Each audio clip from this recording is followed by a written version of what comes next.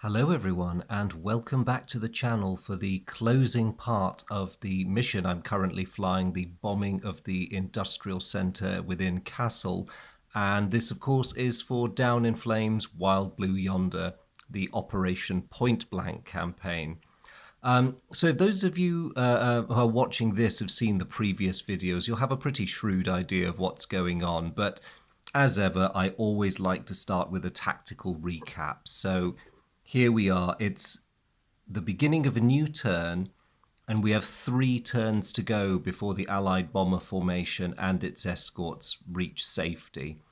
Of my original 6 B-17s, one was lost on the approach to the target.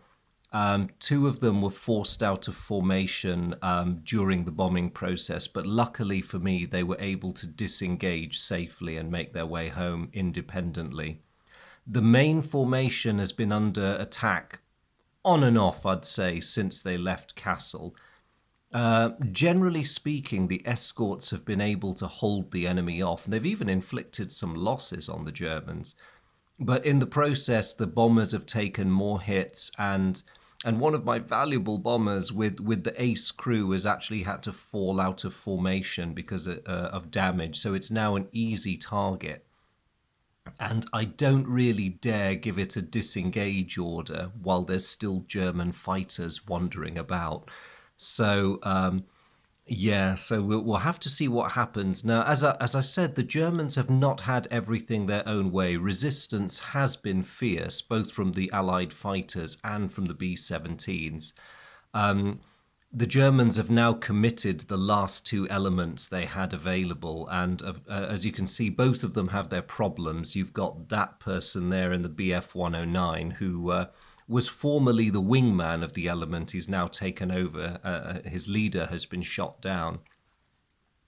And down here, the newly arrived Focke-Wulf 190s, the leader has already been very badly battered indeed and is in a bit of a parlous condition.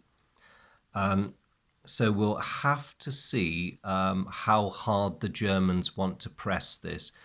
Kassel was very heavily and very effectively bombed, I should say. So although it's a bit gamey, they are going to have to think about victory points a bit, because the difficult question for the German side is, if they press an attack, do they risk suffering even more losses and doing worse in this mission?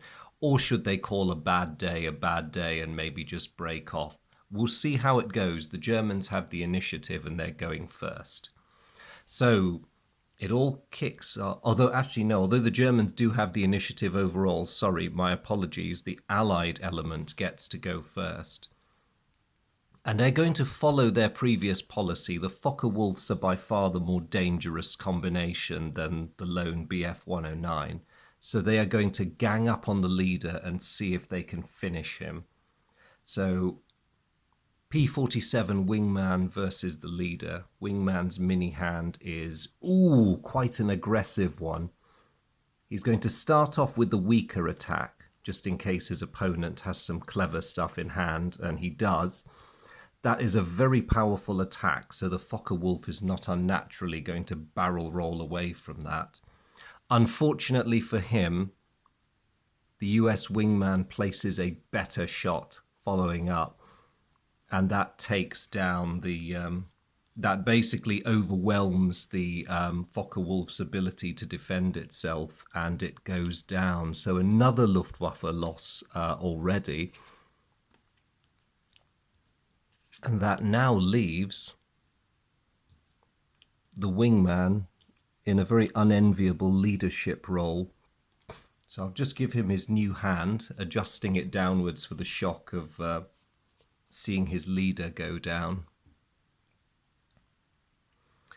The Allied leader has to have a go now. Now it's a bit difficult to say. When you average it out, an undamaged Focke-Wulf and an undamaged BF-109 both have their advantages. But what worries the Allied pilot is the very powerful burst rating on the Focke-Wulf. So having seen the leader fall to the guns of his wingman, he's now going to try and collect a complete set. The trouble is he can't really do it because he's only got one burst himself and he doesn't really have appropriate cards. So the P47 leader is just going to have to sit this one out and draw. Okay, he might be able to use that next turn, but now the bombers have got to endure attacks by the two fighters, and the really obvious target is that lone B-17 that's fallen out of the formation. So the BF-109 is going to go in first. It's a no-brainer. That bomber is all on its own, and he can get away with doing a head-on attack. There's no preemptive interception possible by the Allied fighters, so that poor bomber just has to draw one card and hope. Ooh, a spoiled attack. That was very lucky. The German comes in firing, but there's just enough counterfire to throw his aim off, so that was a bit of a frustrating turn for the Messerschmitt. So he draws his two cards. Oh yes, I have a feeling he'll be swinging back for another go next turn. What about the Focke-Wulf? That is an appalling hand. And I think he's got two choices here. He can either engage the fighters so that the BF-109 enjoys a clear run at the bomber, or he could just do some discarding and drawing in the hope that he gets some decent cards.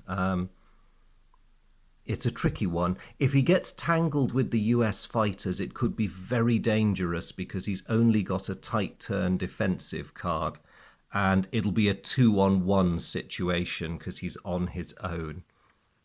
But who knows, if it buys the BF-109 a chance, maybe he should do it. So, okay, he is going to run interference, so he plays a maneuver card against the leading P-47. Which that aircraft cannot do anything about. So I'll swap places. I'll move the 109 out of consideration for the moment. And there we go.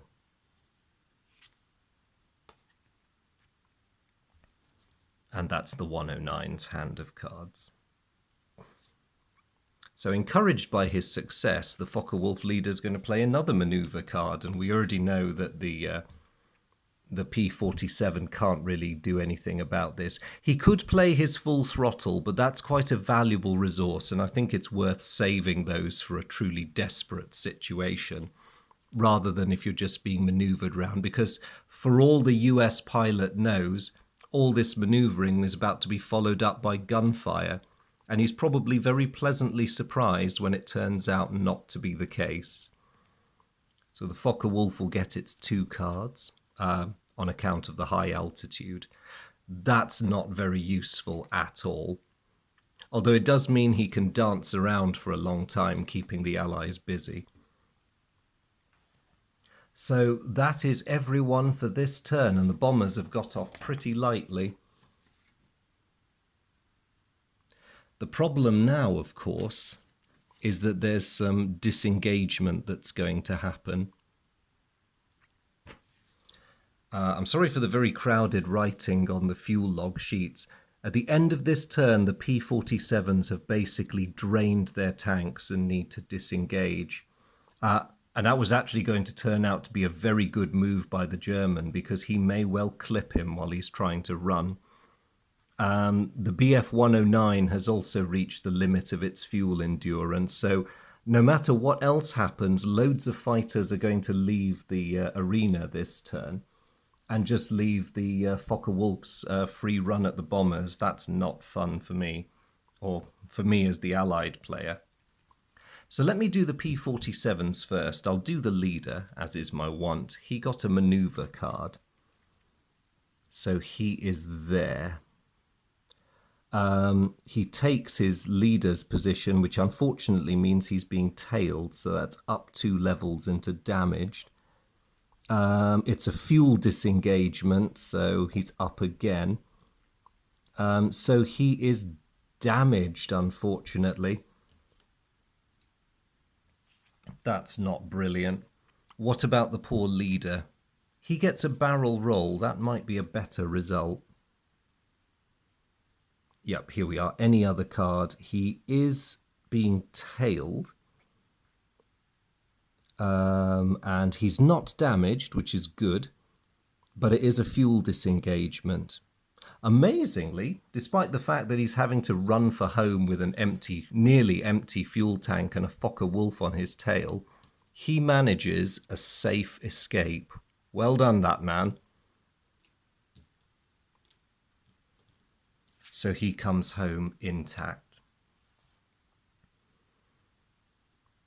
So we'll just leave the Focke-Wulf there.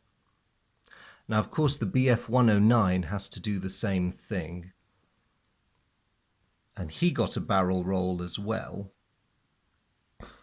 which, going by this, in theory, other fighters would have been classed as present on the enemy side, but a barrel roll is a good draw, and he wasn't actually engaged, so he makes a safe escape. Oh, that's nice. Most people got home safely.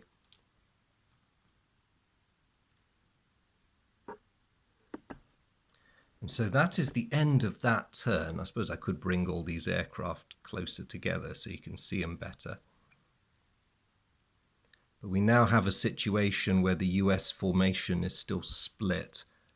Again, I dare not try and withdraw that card through disengagement because there's a hostile fighter buzzing around.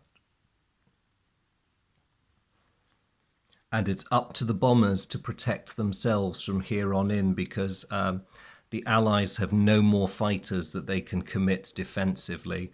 And conversely, on the German side, any victory points scored between now and the end of the game now rest on, rest on this lone fighter plane here.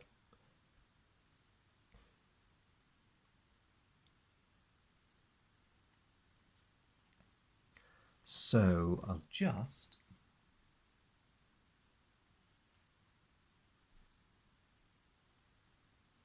make sure his fuel log sheet is up to date. Yes. I won't bother amending the Focke-Wulf's full fuel log from this point on because there's 2 turns left and he has 6 fuel points. So essentially, if he decides to push it, he can remain in till the end of the game. The question is, what's he going to do? So it's the end of this turn. He really needs to get some different options. So he's going to discard those excess, I think 1 scissors and 1 of his tight turns. Oh, in fact, actually, given the number of cards he has and that he's at high altitude, he could just discard 1 of the scissors cards and draw 2. Ah, that's really not great. And so it's straight to the end of this turn because nothing else is happening. Now, the German has an important decision to make because given the cards he has in his hand, he can take a risk and do more discarding and drawing in the hope of getting more attack cards, something that he can inflict meaningful damage with. Because at the moment, he can only score 1 hit, which is not going to flip any of those to their damaged side. Oh, and actually he has just drawn at the end of this turn, so he will start the next turn with these cards. That being the case, there's actually no point him staying. And the reason I say that is because even if he gets through and makes a successful attack, he's not going to do any meaningful damage to the US bombers, and he's going to run the risk of counterfire. Furthermore, if he hangs around for another turn, he'll have to make a fuel disengagement rather than a regular disengagement. And that carries the attendant risks that he might not make it home, or he might make it home in a damaged state, whereas at the moment he's pristine. So with great reluctance, the German fighter pilot looks at his not very good options and decides it's not worth the candle. So at the end of the penultimate turn, which is where we are now, he is going to make a regular disengagement. And he gets a barrel roll. I'll check it for form's sake, but yes, he gets away. So much to the relief of the US bomber pilots, the last of the German fighter planes peel away. They have only a short leg left before they get to their bases, and the mission is over. So, how did we all do? I'm going to start by looking at the casualties, I think. So, Allied losses were quite severe. B-17s are very valuable in terms of points. So a B-17 that's shot down because it's a heavy bomber is worth 20 points. And so, but that was the only Allied aircraft that was destroyed outright. Quite a few Allied fighters were damaged, if I recall. Or actually, no, quite a few Allied planes were damaged. But I think at the end of the day, it was a P-47C damaged and a withdrawing B-17 that was damaged. So in addition to the 20 the Germans earn for shooting down a B-17, they also get another 12 points for this happening. So that takes them up to 32. Nobody voluntarily jettisoned their ordnance on the Allied side. And the other elements aren't relevant to the Germans. So they get 32 points on their campaign victory for that. And I'll record the score here. I've put a little cross for German and a star for US. So 32 points for the Germans. Now, what about the US? They did surprisingly well. In terms of the exchange of damage for fighters, the Germans lost an Me-109 and a Focke-Wulf, and they suffered damage to another 109. So that nets the Allies 12 victory points. No aces or ace crews were lost on either side. Again, nobody jettisoned ordnance. Now, strike aircraft. The US had a grand total of 3 bombers which went over target. No, 4 bombers, including one of the 2 that managed to break away. So, yes, they have 4 bombers that went over target and survived undamaged, which is 28 points. That's quite impressive. So adding that to the fighters, so 28 points plus 12 is, here's show how bad my maths is. That is 40 points altogether. So, and that's before we record the mission results. So the US has 40 points just for aerial successes. And when I bring in this, it gets even worse for the Germans.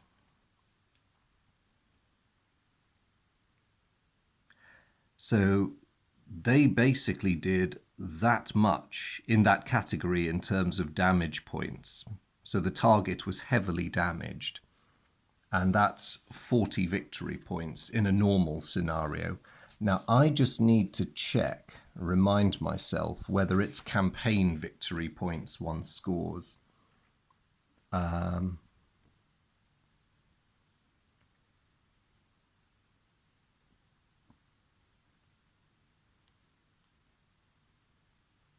Oh, yes, you just get the... yeah, I do believe it is 40 points. So the US has come back with an impressive 80 points from that first mission.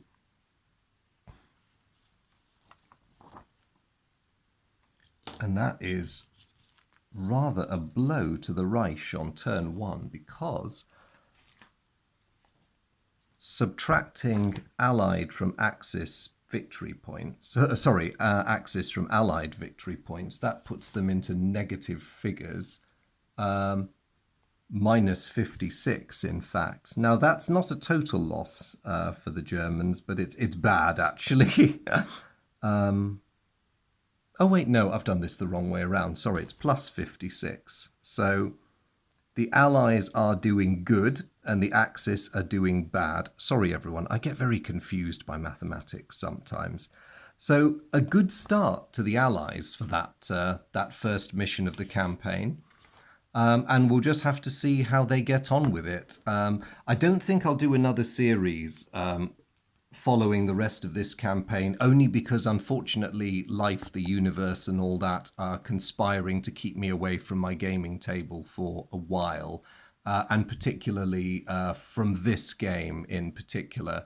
Plus, I'm conscious there's other things on the to-do list, but I would be interested next time I pick up 8th Air Force 1943 to see where the rest of this campaign goes. But to return to the primary purpose of flying this mission, I hope that that's been a useful and interesting demonstration of how the fuel rules operate in the context of a Down in Flames bomber campaign, and specifically this one where fuel usage was such an important part of the campaign for both sides. Really, to reiterate the thoughts I presented a few videos ago, I think the fuel rules are very nicely balanced. It is a bit paperwork heavy by the standards of Down in Flames, and you do have to get used to it. I often stumble personally over remembering to record fuel usage at the end of a turn, particularly if the combat has been really exciting and you lose your awareness and all that. So that tends to happen to me from time to time. But in terms of the system, I really enjoy it. I really enjoy using it. The basic fuel rules are good. And if you're in a bit of a hurry, or you just want to play more missions on the trot, or you just don't want to expend the brain power thinking about it, then they're a good alternative. But my personal feeling is that I will always play 8th Air Force and Operation Point Blank with the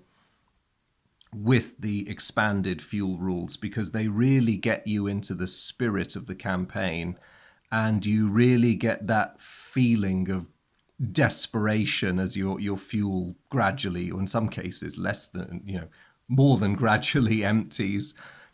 And so it can be quite, it all adds to the pulse pounding, exciting nature of this particular game. It also gives you a better appreciation for the subtle nuances of how the different aircraft were in relation to each other. And as I said before, it's one thing for the basic rules to just, lump Bf 109s and Spitfires in the same category for how long they can remain in the skies around the bomber formations. But it's quite another when you're actually having to see how they interact in very different ways, because, of course, Spitfires and Bf 109s do have very subtle differences. Particularly the Spitfires, with their great reliance on big drop tanks, because their internal fuel capacity simply wasn't that great. And to be fair, neither was the early model. I mean, of Bf 109. The F type, particularly, was no better than a Spitfire in that regard. But anyway, I will quit wittering on about that. As I say, I hope it's been fun for you watching this campaign and seeing how the fuel rules work. As always, I've had the greatest of times, so it just remains for me to say a huge thank you to all of you. I really appreciate the company, as always. Please feel free to comment, put down queries, tactical advice. As is often my wont, I've probably got a few rules wrong along the way or made some mistakes. If you see those, I'm very happy to hear from you if you want to call them out and just say, oh, Andrew, I think you misunderstood that. I'll just put a correction in the comment, in the description, and I'll be eternally grateful to you for pointing those out to me. So, as always, congratulations on a successful mission, men. To all of my Down in Flames veterans wearily stumbling out of their cockpits or out of their bombers at the conclusion of a long and tough mission, a big relieved hello. Glad to see you guys are still here, and thank you so much for continuing to follow me. And to those of you who are new, if this is your first video, in fact, Welcome to my channel. It's really awesome to have you here. Please do check out the other Down in Flames videos I've done if it's that game that attracted you to this place in the first place. If you're interested in wargaming in general, I hope that you'll find other things on this channel that will interest you too. But either way, you're very, very welcome, and thank you for stopping by. And to all of you, I really hope that you're enjoying your weekend. Thank you so much for taking the time to watch this. Do take care, and I look forward to seeing you when the next video goes up. Bye for now.